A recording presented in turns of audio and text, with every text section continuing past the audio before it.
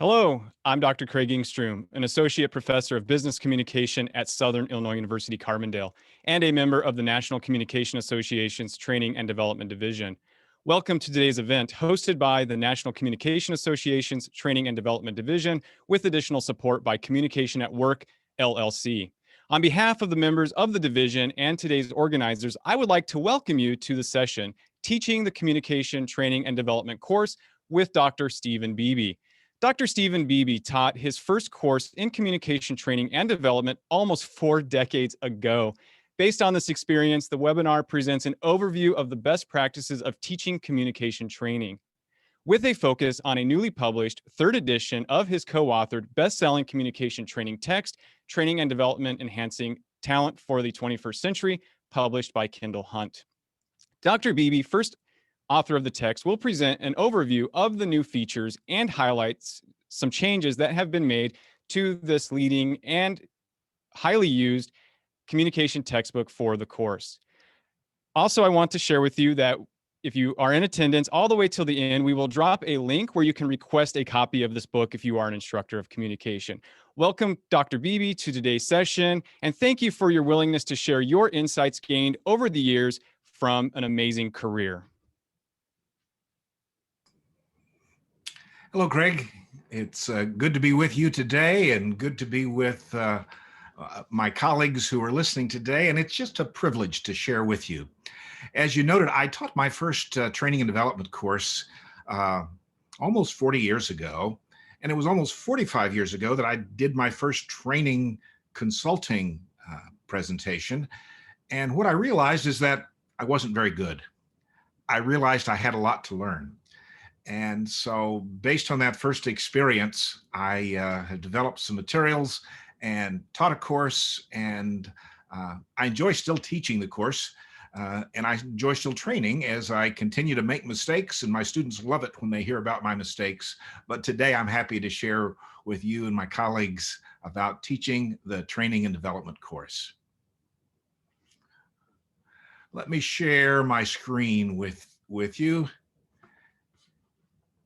And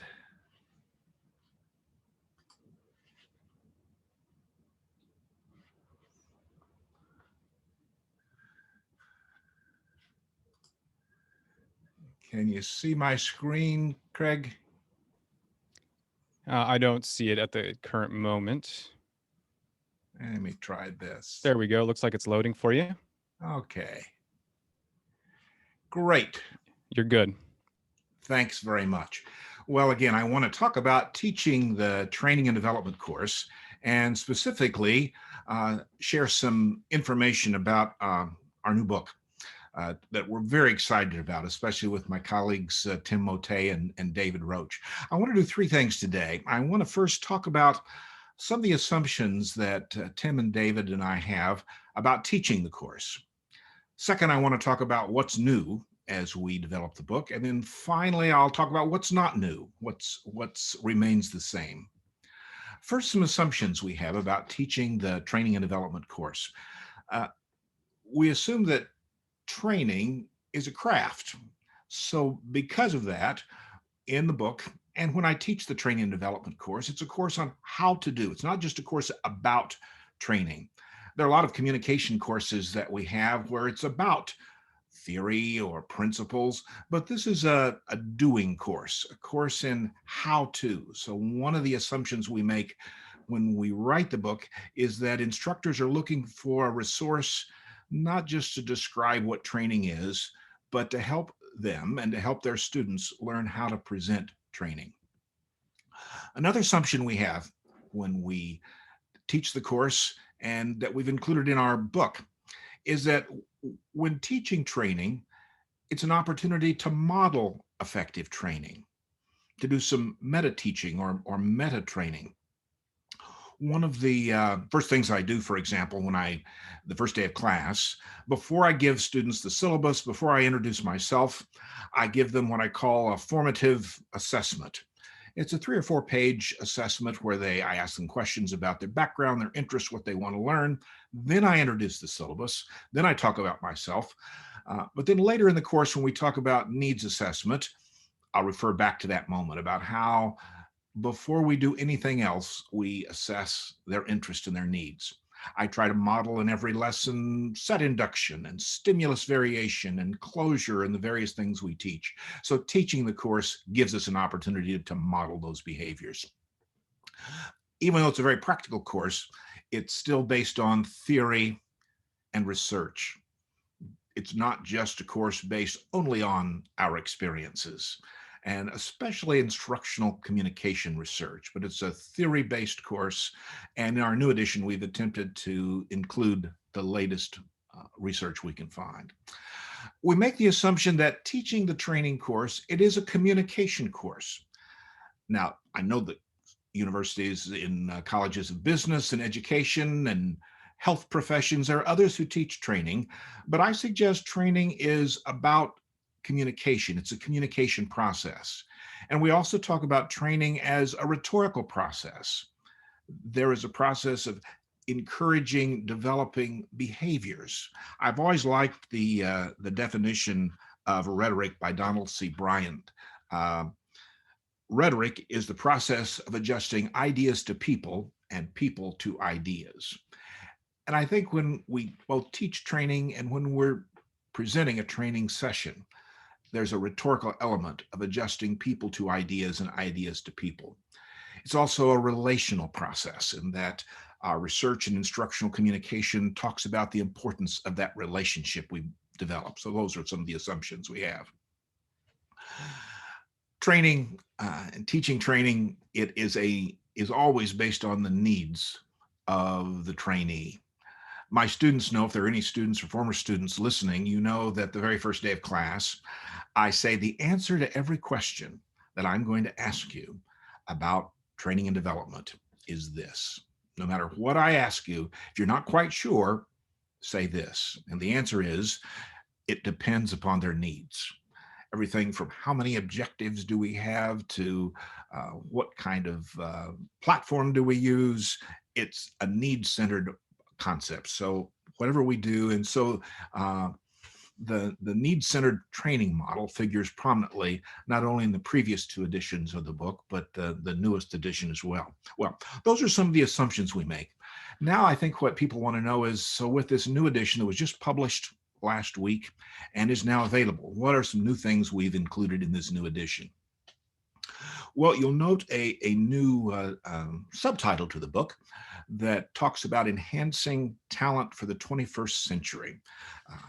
As most of my colleagues know, that the American Society for Training and Development was retitled in 2014 to the Association for Talent Development. So the concept of talent features prominently. But even though talent is the new name of the National Professional Association in Training, I like what Tony Bingham, the president and CEO of Association for Talent Development, said. He said, "It is critical to remember that training and development is absolutely at the core of our work."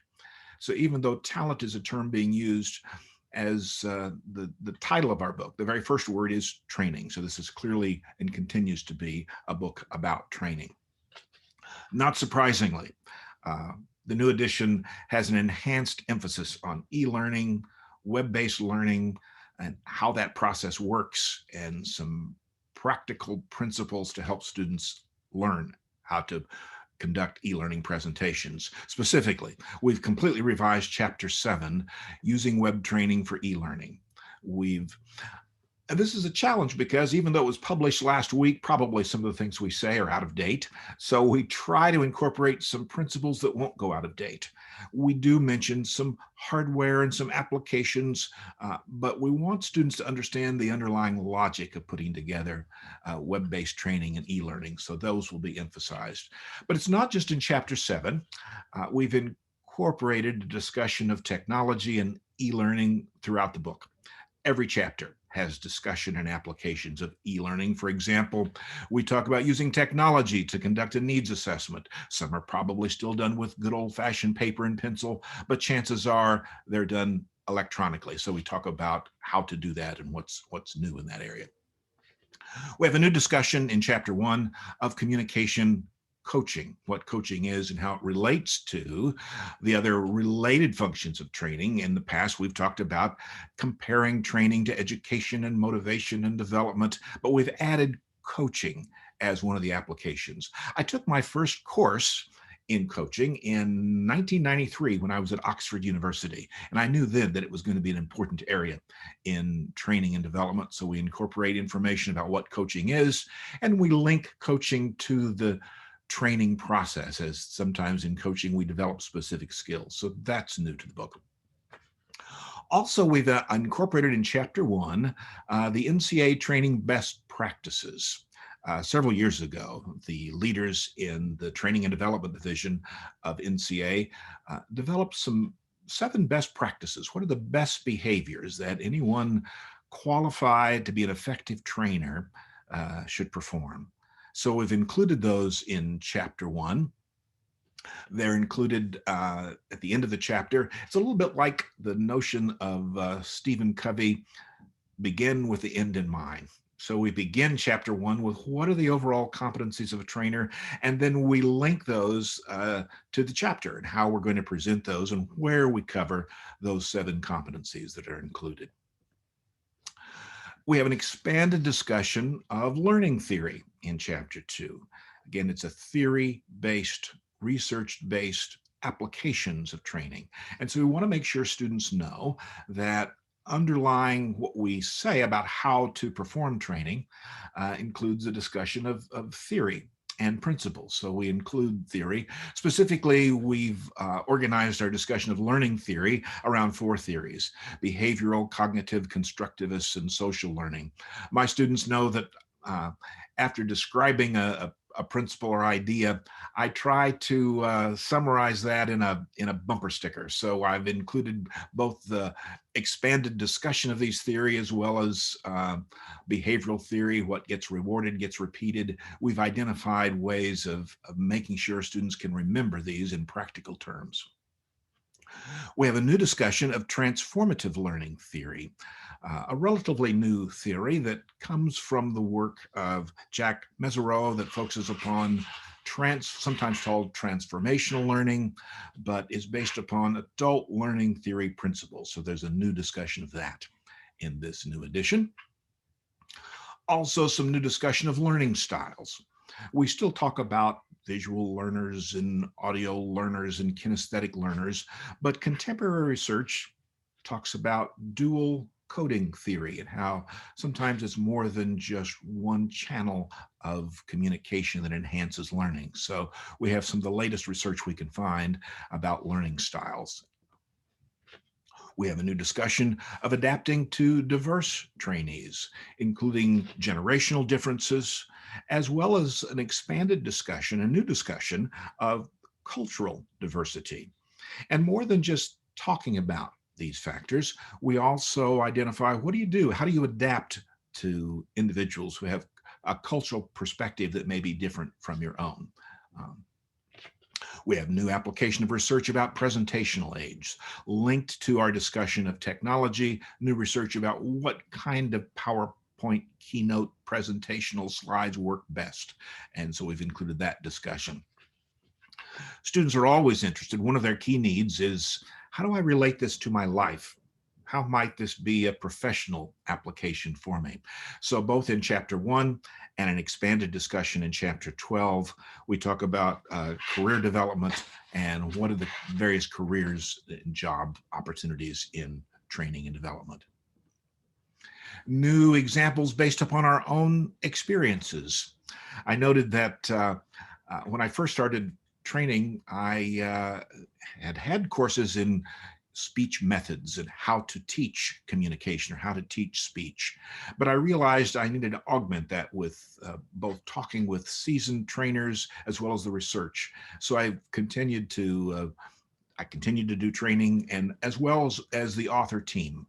I'm so very pleased to be working with Tim Motet and David Roach, that we continue to work together. They're like my academic brothers. I hired Tim as an assistant professor at Texas State over 20 years ago. He's gone on to become a department chair for For a while, he was my dean at Texas State. Then he became provost, and he's currently president of Colorado State University in Pueblo. So he brings that wealth of leadership experience to this particular book. And my dear friend and colleague, David Roach, also brings his leadership experience as well as his many years, both Tim and David, in instructional communication research. And so one of the things we've incorporated in the book are the latest applications of training and instructional development. And that's another reason why I think it's important that courses in training and development are taught in communication courses. There's information we can bring to bear about communication and training and development. In every chapter, we have a new, what we call Training Today box. And this includes, sometimes it's about technology, sometimes it's just a contemporary application, everything from how to do a podcast to how to do a webinar. We included new information. So every chapter has that new feature that we try to bring contemporary perspectives to training. Also new to this book, it's a new publisher, Kendall Hunt. We're very pleased, very pleased indeed to publish this book with Kendall Hunt. And so it has a new 4-color design. It has a new test bank. It has new PowerPoint slides prepared by Luke Dye from Texas State University. And also access, when you order the book for your students, access to Go React, a wonderful technological application that assists you in giving feedback to students. So we've incorporated a variety of things that are new to this edition, but not everything is new. So one of the things I want to ensure is that we still build on some of the same classic principles that we've talked about. Of course, the needs-centered model features prominently, now in 4-color, throughout the book. You'll note that the model, each step of the model includes a verb. This is not just about training, but it's how to do training. And so consequently, we have the same chapter structure. So if you've used our book in the past and you have a syllabus that's organized around the 12 chapters, we have the same 12 chapters in the same order, but we've written each chapter. So if you want to take the chapters out of order, some people like to begin with chapter 1 and then go to chapter 12 and to help their students identify applications of training professional. Others may want to bump up their discussion of chapter 7, using web-based training for e-learning. One of the things instructors may be doing today is, rather than a hard copy of training, you're helping your students develop electronic or e-training or web-based training. So you may want to have them read that chapter earlier. But those opportunities are still there for the same chapter structure in the textbook. And the chapter structure follows the needs-centered training model. We have assumptions about how to teach training. Training is a doing kind of course. We wanted to emphasize today what's new. What are some of the new features? If you read the preface to the book, you'll get a more detailed discussion of what's new and where that is, but I've tried to hit some of those highlights today. And I've also tried to share what's not new. The same classic approach, it depends upon their needs, is a central feature of the book.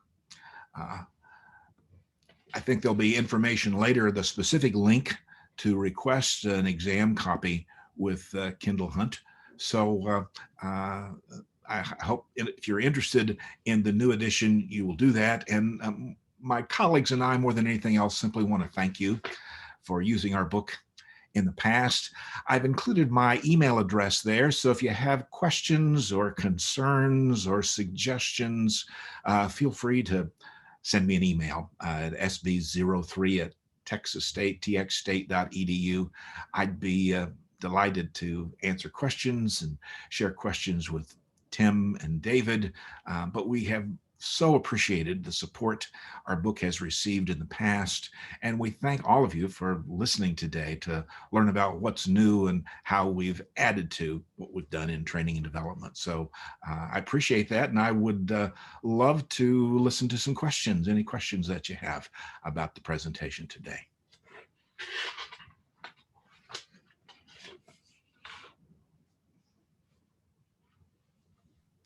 Thank you, Dr. Beebe, for those wonderful insights. I do want to say that we will drop the link at some point into the chat so those that are here can request a copy of this beautiful book. And also just feel free to put your questions in text format in the chat or in the Q&A button, and we'll get to your questions. Also, if you want to use the raise your hand feature, I will call on you and you can unmute your microphone and ask live. We do have a first question already prepared. I would like to welcome Leanna Hartso to ask the first question. Yes, thank you, Craig. What a great presentation. Thank you, Dr. Beebe, for that information. Thanks, Leanna. I loved how you added the online components to each of the chapters, and you even adapted the information just in case things change with technology. I think that was a great idea. Thanks. So for the first question, it's about the coaching. So I think that's something that I don't remember as much for the first book. So I was wondering, in your definition of coaching, does coaching normally add to training? Does it replace formal training? Or is it a whole part of training? We see it as a corollary part. And in chapter 1, we talk about training and related functions, including education and development, motivation. Some students are interested in being motivational speakers, and we want to clarify that's not what this course is about specifically. But one of the related functions is coaching. And I know that there are some entire courses about coaching, but we talk about what that is, we define what that is, and then we'll make some connections between coaching, which often when you think of coaching is a one-on-one kind of activity where you work with someone, you listen to them, you help lead them to achieve their goals. Coaching is less about imposing your ideas, but listening to helping them set their goals and then helping develop those skills. And so it's related to training that way, and that it might include the development of specific skills. So that's new to this edition of the book. Thank you. You're welcome. And we do have some questions already rolling in. Again, feel free to raise your hand if you'd like me to call on you so you can unmute and ask the question. The first question that came in from to us was from Lisa, and she asked, is there a sample syllabus available? Particularly interested in a syllabus at the graduate level that might include some recommendations for peer-reviewed articles. Well, in terms of peer-reviewed articles, probably the best place to go is to look at our bibliography. The last chapter includes a bibliography, as well as simply to look at our footnotes. So there you'll find research that we've cited to do that. I do have a syllabus that I've shared with others. I've taught this course again for, I think the first time I taught this course was in 1984 at the University of Miami when I was a faculty member there, and then came to Texas State in 1986 and have taught it every year there. So I've taught it both at the undergraduate and the graduate level. Using the same textbook. The competencies are the same. I make a distinction between graduate and undergraduate level in terms of the extensive nature of the assignment. And you note peer-reviewed articles. I also have my graduate students identify research in training and development, specifically communication training. But some of those in terms of specific bibliography is included in the book. Thank you for that response. It's very helpful to know where we can get some additional resources. Here's a question from Margaret. Does the textbook have anything about how to design training or communication compliance standards that an organization may have? That seems to be very prominent in training and development and training design nowadays. Compliance in organizations and regulatory standards seems to be symbiotic with corporate training. You know, it is, and I've had several students who've gone on to careers, distinguished careers, focusing on compliance standards. Our book doesn't specifically include training content. We do have some examples of classic communication variables such as listening skills and meeting skills, but specific content such as compliance with various regulations and procedures. We do talk about the process of how you would develop such a training program, how you would identify the subject matter expert or find the resources that you need. So it's designed to be a structure. So whatever your training content is, it gives students a way to do research. And so not specifically compliance, but it provides information about how to structure developing such a program in that area. Here comes another question. Somebody did ask when we'll post the link. I will put that in there a couple of times starting here momentarily. So you will be able to request the book. Also, I'll post a link to our MailChimp in case you haven't already signed up for that, so you don't miss future updates. A question comes in from Ralph. He just says that he appreciates that we're putting on this webinar. He appreciates the relational and rhetorical aspects of your approach in the book, and has this question. As we think more about what differentiates a communication approach to training and development, what are some of the major themes we ought to be addressing in our T&D scholarship? I think that's an excellent question, and I strongly believe I've had some ask that question. Why should a training course? Why isn't that something more appropriate for education, or maybe that's what the realm of business college is rather than communication? But the reason I think that's important for communication, because first and foremost, training is a communication process, and so it is something that's important. I think in terms of training scholarship, I think what's important, uh, when I was going through graduate school, there was scholarship, and today what's called communication education used to be called speech teacher. And primarily it was about methods of teaching speech. We now have other journals that do that, communication pedagogy, another journal called Speech Teacher. But there was research that was done about how to effectively teach speech, as it was called. I think there's still a need today for that kind of research, not only in an educational context, which is what speech teacher and communication pedagogy may focus on, but in teaching training. I think there are opportunities to, for example, one of my graduate students did a study where we have now several decades of research in instructional communication.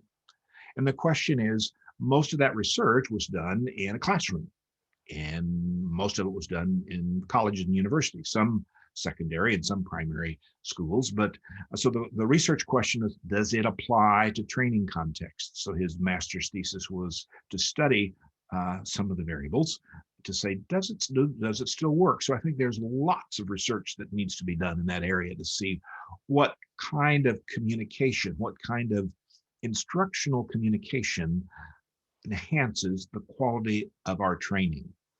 And I think because in communication, that's our expertise. That's what we study.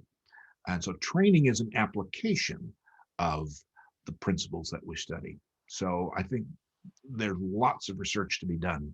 And I think simply looking at some of the instructional comm research and migrating that to the training context can be very fruitful for research in the future. Well, here comes a lot of the praise and compliments. Leanne says, it's a great book, best I've ever used. Some emphasis on that. And David Roach says, and asks this question, I think it's both praise, but also a legitimate question. How did you get to be such a great communicator, Steve? Well, if it comes from David Roach, it means I've learned it from him. I've known David for more than 3 decades, and so pleased to have him as my friend. I've just always been intrigued with the performance nature of communication. I thought I was going to be a music major. In fact, I started my college life thinking I was going to teach music, and realized that no, it was speech and communication.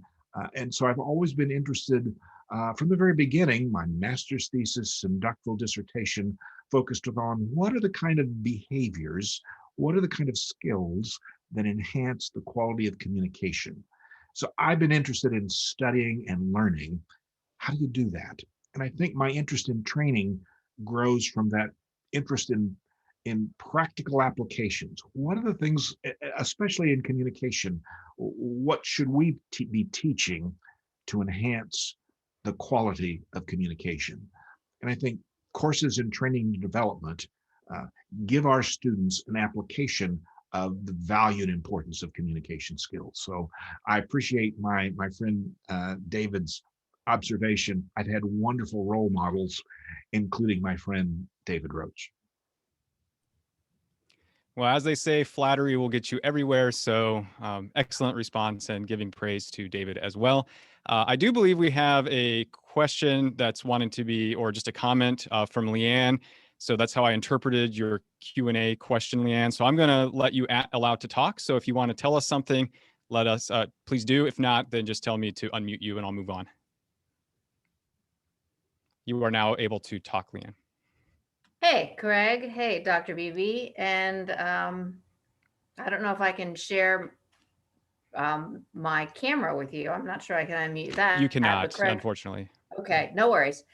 So as a co-chair of the division, we owe great thanks to Dr. Beebe and his colleagues for continuing to be very supportive of the training and development division, as well as his note about the importance of research in our field. And so this is a shameless plug also for our division is the place where we actively search out those people doing scholarship in the application of communication theory in the field of training and development. And so we look for you, we hope for you, we really want people to be actively engaged in scholarship and submitting it to our division so that we can share that information at our conference. And I would just follow up, Leanne. I think that's so very, very important. While training is about developing skills, we need more research on what are the best practices.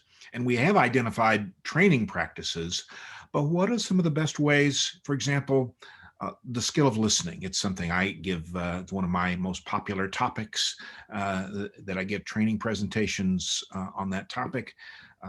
But what are research-based principles? So we're not just motivational speakers. So we're not just encouraging people to think harder and listen better, but what is the research in what we're experts in, the process of communication, the process of speaking and listening and relating and sharing information with others? There's so much more we need to know. Yes, we have research and our textbooks are filled with footnotes that talk about those, whether it's a public speaking book, an interpersonal book, a small group book, business and professional communication. But we need more research, especially that applies it to adult learners. If you look at the research base of our of what we're sharing about how to communicate effectively, there's much more that needs to be done in applying this to corporate and adult learning contexts. So I hope our book provides a framework, even though our book is about how to present corporate training presentations. And it is informed, we hope, with theory and research, but there's more that needs to be done. And who better than those of us who study communication? So I certainly second that. Great. Thank you. Just so everybody knows, I did post the link to request the book. I will do it again at multiple iterations. I'm trying to now thematize some of the questions that are coming in. These ones really deal with teaching, Dr. Beebe. With 2020 and 2021 being mostly virtual, what advice would you give to a trainer about best practices? I'm sure this is on everybody's mind. Well, I think if you look at the need-centered training model, that forms the core that's now I'm pleased to say in color. Most of those pieces of how one conducts training, even in an e-learning situation, most of them don't change. You still need to do a needs assessment. You still need to do a task analysis that some students find challenging, but I think that's so important. What's different is the method is different. The method of delivery is different. But the core principles of how you design a training program doesn't change. And that's one of the things I wanted to say. Here's what's new, that you're right. In fact, now I've got some training presentations coming up that are all virtual. I don't have any scheduled live and in-person training for the next several months, and my guess many listening today. But what doesn't change are some of the fundamental principles that make all training effective. You do need to have some skill in managing, whether it's more than just a PowerPoint presentation, but what technology, how do we become more familiar with technology? That's something I still need to learn about, enjoy learning about, sometimes have challenges as I try to remain contemporary in the newest applications and methods. But what doesn't change are the fundamentals. I think it's some of my colleagues, if you're teaching a course in training, when I taught, I designed the course, this what students produced. If you're a graduate student, you produced a one-day workshop on the training topic of their choice. And I had them submit a hard copy, and I worked with hard copies. Today, increasingly, instructors may be moving to e-learning formats where there is no paper shuffled back and forth. Uh, when I teach training and development, I use a mastery learning process, meaning students can draft the materials, I give them feedback, and they can continue to develop it as long as the course continues.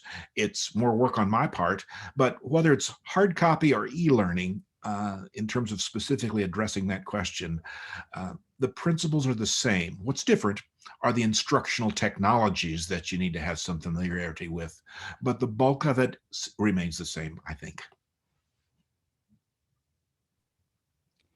Okay, thank you. So the question here is, I think it's been answered that this is targeted probably for upper level to graduate. So the question is, what are some of the prerequisites then students should take? When I teach the course, I usually ask that students have had at least one, and maybe more than one, skill development course in communication. Since this is a course about teaching skills, uh, it works best, I think, if students have had a course, a good course.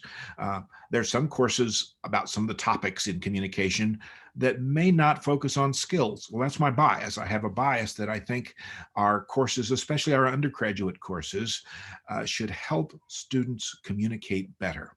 So a key prerequisite at the graduate or undergraduate level is they already have some familiarity with a communication skill development course, which is why in chapter 1, we do talk briefly about the communication model, but we assume students have had an exposure to communication, either interpersonal or public speaking or group or teamwork, conflict management, a range of courses that focus on skill development. So that's what I think is important. Excellent. That question was from Mary. This question comes from Greg. He asked, for an undergraduate course in T&D, what is your favorite graded assignment for student growth? And do you recommend individual or team-based assignments? You know, that's a really good question. I have done both individual and team-based, and primarily I do that if I have a very large class. I'll use team projects, but if I have a class of under 20, I think it's best if students learn each of these pieces of that model on their own. So my assignment is really one assignment for the course, and that is to produce a training and development module. But the need-centered model, that colorful wheeled model, each piece of that is an assignment. So students begin working on that project from the very beginning until it culminates with their actually presenting, delivering part of it, and designing an assessment instrument to assess that. So I want the course to be very practical.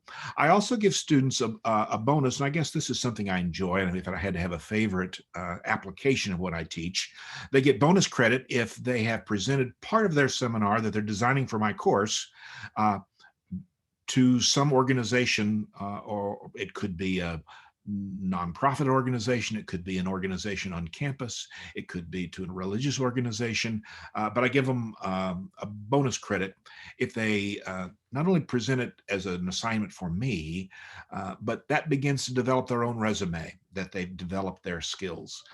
So my favorite assignment is the end, when they look and see all that they've accomplished, as they share the multi-page task analysis that's often the bane of their existence. That's probably one of the most time-consuming for me to evaluate and grade, but it's also key because that means they've become a subject matter expert on that topic.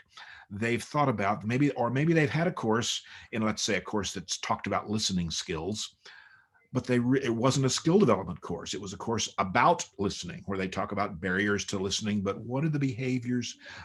So a specific assignment that lets them develop those skills that they can then look back and see the power that comes from enhancing communication behaviors in others.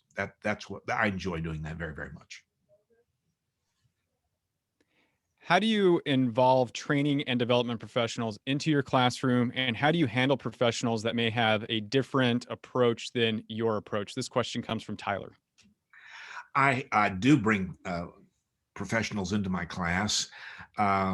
Most all of them, now that I've taught the course for 30 some years, I'm very pleased to say that most of the people I bring in are former students. And so I generally don't have the problem that they're having a different paradigm in teaching training.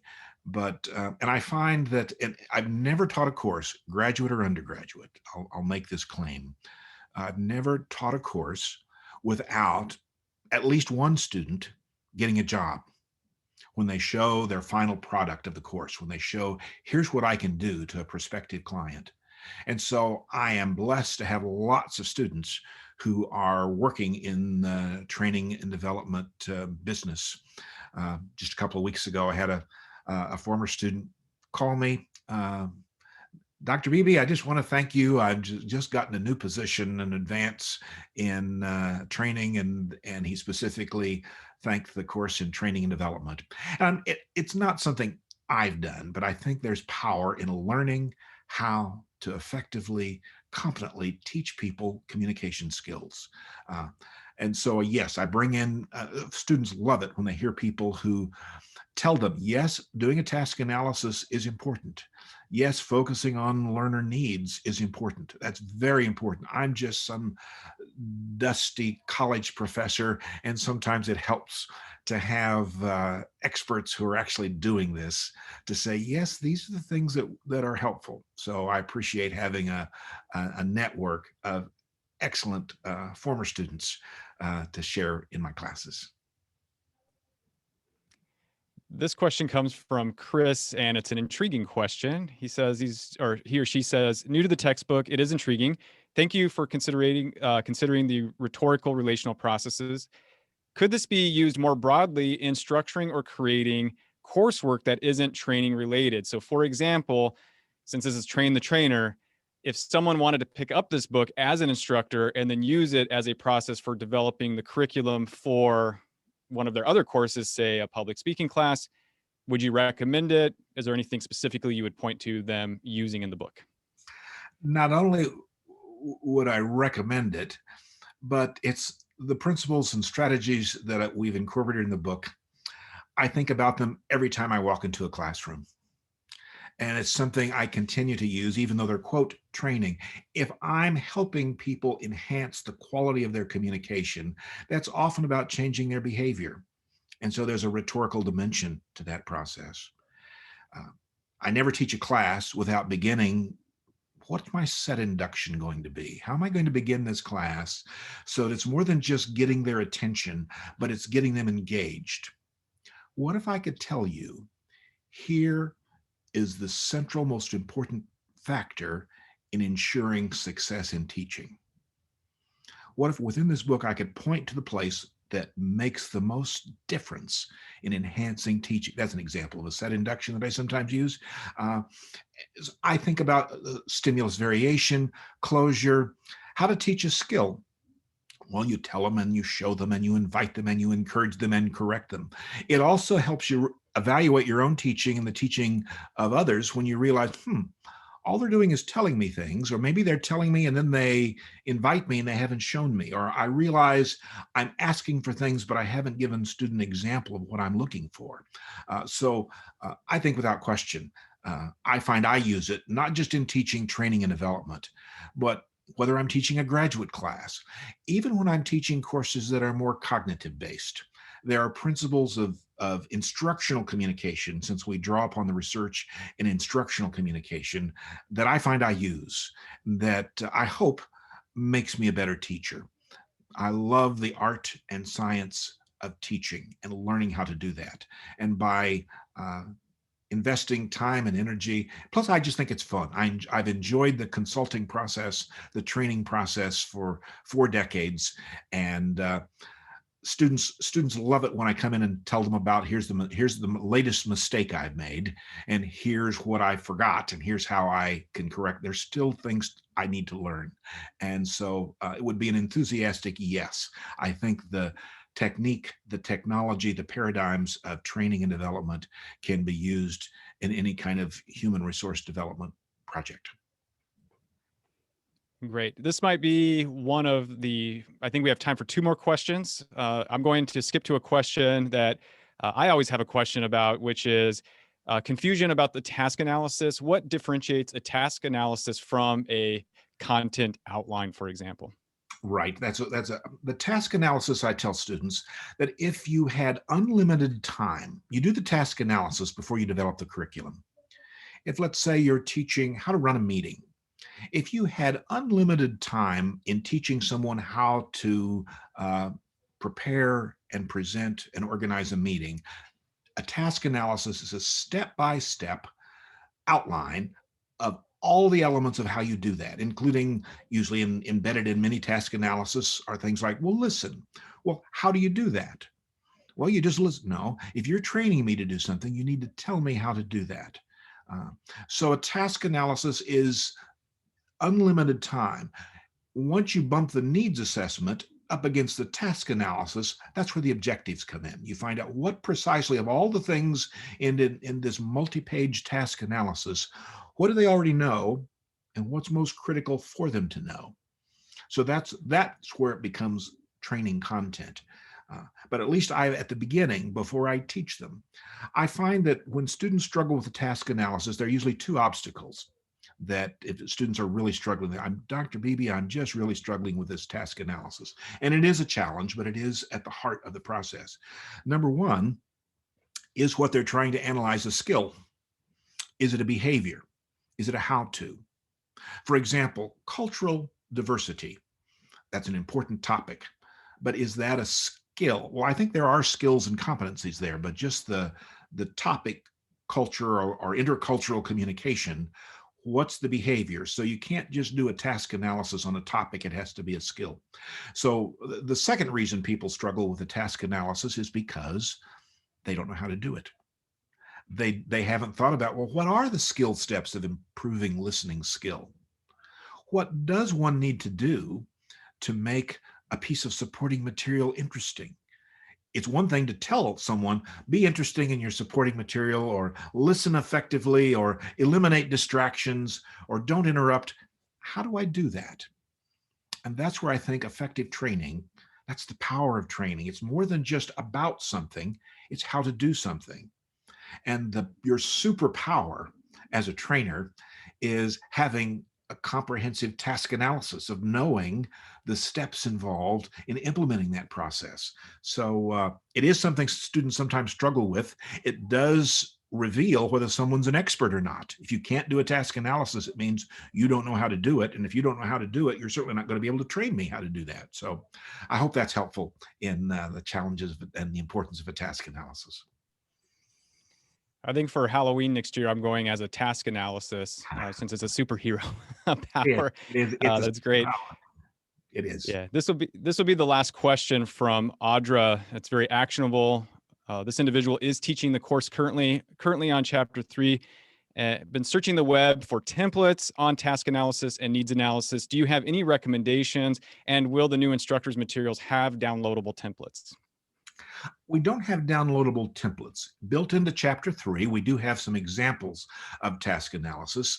And a task analysis is simply an outline, a detailed outline. And I leave it up to the instructors. For example, the task analysis I ask my students to do, and I have many, many examples that I've used in my own training. So I share excellent examples, prototypical. So task analysis is a skill. So first I tell them what it is. Then I show them, and I show them a complete, well-drafted task analysis. Some of them run many, many pages, and I share with them exactly what I'm looking for. There are some examples that are included in the book, as have been included in previous editions of the book. But I think the instructor also needs to decide. Some instructors maybe don't go into as much detail as I do. My task analysis are pretty detailed, but I invite my students to because I think, again, that's where the power comes. That's where the subject matter expert power comes in being able to articulate what are the skill steps. So what it looks like is simply a long, detailed outline. That's what it looks like. And we've got some examples in the book, and they could be much more detailed. Great. Thank you for answering all those questions. At this time, we do have a final comment from Bolton Morales, a member of the division who is a doctoral candidate at Southern Illinois University, Carbondale. Perfect. Thanks, Craig. And thank you, Dr. Beebe, for sharing all of this information with us and for answering those questions. Like Craig said, my name is Bolton Morales, and on behalf of the attendees and the co-sponsors of this session, the National Communication Association's Talent Development Division and Communication at Work, LLC, I would like to thank you for taking the time to prepare remarks for this event and sharing your wisdom and experience with all of us here, especially with the members of our division and with the early career professionals that are in attendance. I know that I especially appreciated your comments just going over the new book and what's new, specifically looking at the assumptions of teaching training, the assumptions that you and the other authors kind of went into the creation of the book with, as well as reiterating those 7 best practices and the focus on e-learning and kind of how we can adapt those things as we look to teach training to whoever it is that we might be discussing with. I know that personally, I'm going to use this information as I enter the job market, trying to finish up my dissertation and graduate and get into the job market. So I know I've already filled out the link for my copy of the book and look forward to seeing what I can take away from it. So please accept our virtual handshake as a token of our gratitude. And thank you again for being here and having this amazing webinar with us. Thank you. Thanks very much. The link to the book is in the description. We appreciate everyone that has shown up today, asked wonderful questions. We appreciate Dr. Beebe's time, and we hope that all of you have a wonderful day. Thank you.